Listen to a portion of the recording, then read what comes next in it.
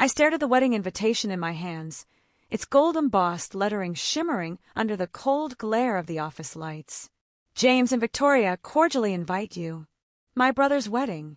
The so-called event of the year, according to our mother, who had planned it with the precision of a royal coronation since the moment James proposed to Victoria Chin, heiress to one of the city's wealthiest families.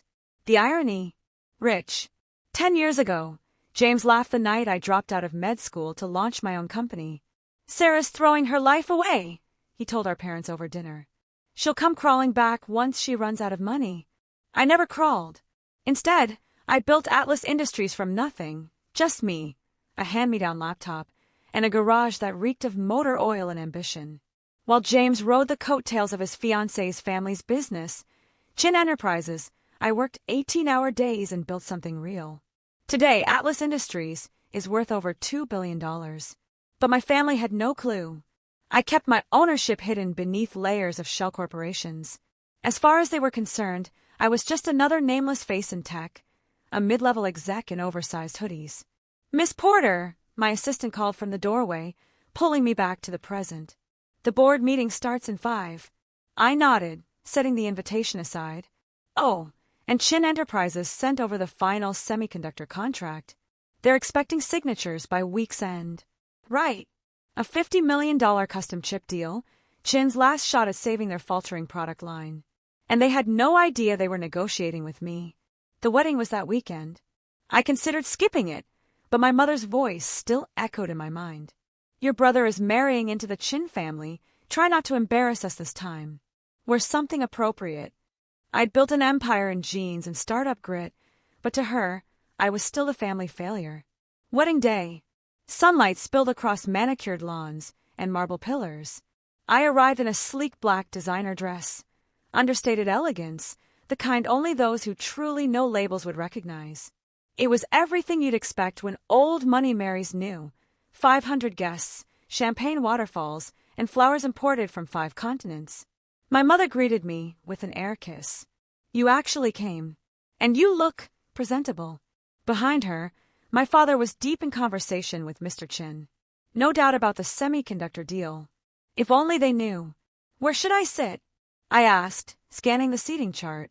Oh, my mother said, distracted. We had to make a few changes.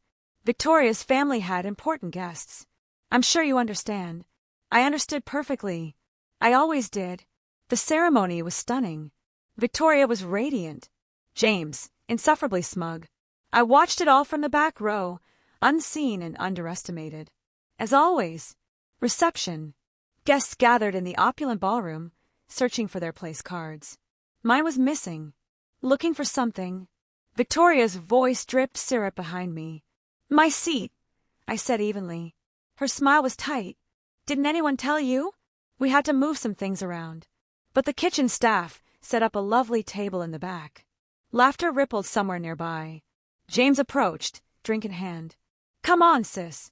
Don't make a scene. You've always known your place. 10 years of dismissal boiled over in a single breath. I smiled. Then I pulled out my phone and dialed. Jack! Cancel the semiconductor contract with Chin Enterprises. All of it. James blinked. The glass slipped from his hand, shattering on the floor. What are you talking about? What contract? I showed him the screen. The Atlas Industries logo gleamed back at him. The $50 million deal your new father-in-law was counting on, I said. My company was about to provide it. He went pale. Atlas? That's a multi-billion-dollar firm. You can't. Can't what, James? Be more than the version of me you boxed in a decade ago. I slipped the phone back into my clutch. Congratulations on the wedding. I'm sure the kitchen staff saved you a slice of cake. The room stilled. Conversations died. Eyes turned. Victoria's flawless expression cracked. You're lying, she hissed. Atlas is owned by Simon Porter. My uncle. He's the face. I'm the founder. Built it from scratch. I raised a brow. Would you like to call him? Mr. Chin appeared, brows knit. James, what is she talking about? I extended a hand. Mr. Chin. Sarah Porter, CEO of Atlas Industries. Or, as your lawyers might know me, SP Holdings. His jaw dropped. Your SP? The one buying up our suppliers. Guilty, I said. And your due diligence team should have caught that. A basic background check might have helped. My mother pushed through the crowd, livid. Sarah, stop this nonsense. You're ruining your brother's wedding. Nonsense. I lifted my phone. Would you like to see ownership documents? Financials. James lunged, grabbing my arm. Fix this, he snarled. Whatever this stunt is, fix it. I leaned in, voice like ice. This isn't a stunt. This is me giving back everything you gave me. Every laugh, every doubt, every time you told me to get a real job and stop shaming the family. James clenched his jaw. That was different. You were being unrealistic. I gestured around us. And who paid for this fantasy?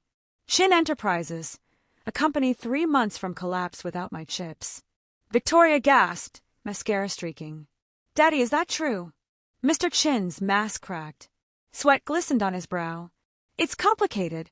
Your company's been bleeding for years, I said softly.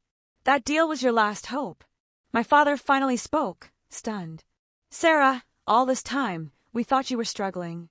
I was building an empire, and now it eclipsed theirs. Phones came out. Guests whispered. The pieces fell into place. Atlas Industries. Sarah Porter. The unassuming sister turned tech titan. James stumbled. Please. Not today. Think about what this will do to our family.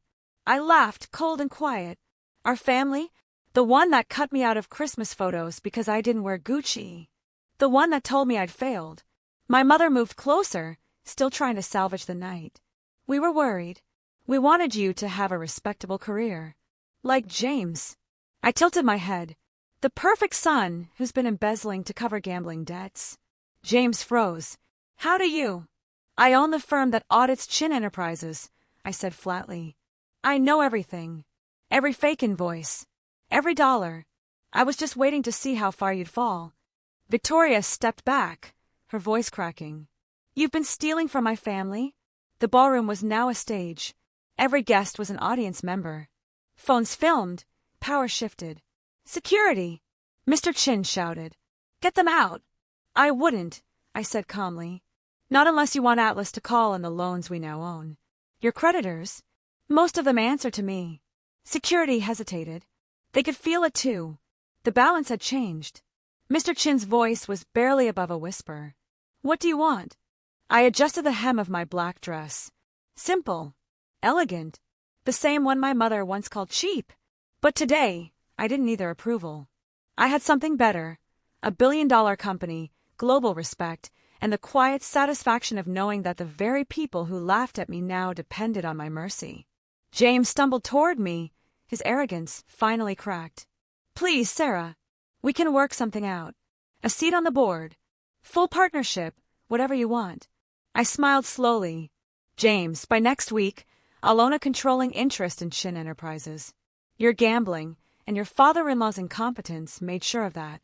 The deal was just a formality. Victoria collapsed into a chair, her gown pooling like spilled champagne. This isn't happening, she whispered. Not today. Not at my wedding. I tilted my head. The kitchen staff has a lovely table set up. Perfect for people in your new position. My mother approached, desperation peeking through her polished mask. Sarah, please. We're your family. I met her gaze. You're the ones who taught me that success only mattered if it came wrapped in designer clothes and social connections. Thank you for that. It made building Atlas in secret feel like justice. I paused, then turned to James. Oh, and those gambling debts? Atlas owns them now. We'll be in touch with your repayment plan. As I walked out of that ballroom, the chaos unraveled behind me, Victoria's sobs, Mr. Chin's fury, my mother's crumbling dignity. Outside, my Tesla waited, quiet, sleek, like the woman no one saw coming. Everything okay, Miss Porter? My driver and head of security asked. I glanced back at the crumbling empire. Perfect, I said. Let's go. We have a company to finalize. 3 months later, Chin Enterprises was mine. The headline said it all. James Porter exposed an embezzlement scandal. Atlas acquires Chin Enterprises amidst wedding fallout. Victoria files for annulment days after wedding disaster. My parents' voicemails shifted from icy silence to tearful apologies. I ignored them. I was busy rebuilding Chin from the ground up. The corrupt leadership was gone. Most of the employees stayed. Atlas didn't just take over, we elevated. One afternoon, my assistant buzzed. Unexpected visitor. Send them in, I replied. The faint scent of expensive perfume drifted in before I looked up. My mother. The receptionist didn't recognize me, she said, holding up her ID. Security protocol, I replied. We've had colorful visitors since the acquisition. She sat uninvited, clutching a dated handbag like it might shield her from judgment. We've been thinking, she began, about how we treated you, what we failed to see. I stayed silent. We were wrong, her voice cracked. So terribly wrong. We thought James was a model of success, flashy, confident. But you were building something real, something extraordinary. I leaned back, watching her. Did you come here to apologize, or are the country club dues due and you need help? She flinched. We deserve that. But Sarah, you're still our daughter. That has to mean something. It meant nothing when I needed your support, I said evenly. Why should it mean anything now that I don't? A tear rolled down her carefully made-up cheek. Because we've learned. Because we're proud of you, even if we don't deserve to be. I walked to the window. The skyline gleamed, my skyline. Atlas stood tall among the towers, respected, unstoppable. Pride is easy when success is visible, I said. Would you have been proud when I worked in a garage, living on instant noodles and hope? She shook her head. No. And that's our shame to carry. I turned. James called yesterday. Asked for a job. Her eyes lit up with hope. I told him exactly what he told me 10 years ago. Get some experience first. Stop relying on family connections. Her expression wilted. He's living in our guest room now. Victoria's family has cut all ties. The mighty fall hard, I said. How does it feel to be on the other side of society's judgment? Humbling, she whispered. Terrifying. Educational. I pressed a button. Clara, bring in the package for Mrs. Porter. My assistant entered with a thick envelope. I handed it to my mother. What is this? She asked, opening it. A chance, I said. Atlas's small business loan program, commercial listings, business advisors, everything you'd need. If you're willing to work for it. She stared at the documents like they were a lifeline. You'd help us? After everything. I'm not helping, I said. I'm offering an opportunity. No shortcuts. No special treatment. No trading on the Porter name. You want to build something? Then earn it. She stood, envelope clutched to her chest. Thank you, Sarah, for the chance. And for the lesson. At the door, I stopped her. One more thing. The kitchen table at James's wedding. The one you sat me at. She nodded, bracing herself. Best seat in the house, I said.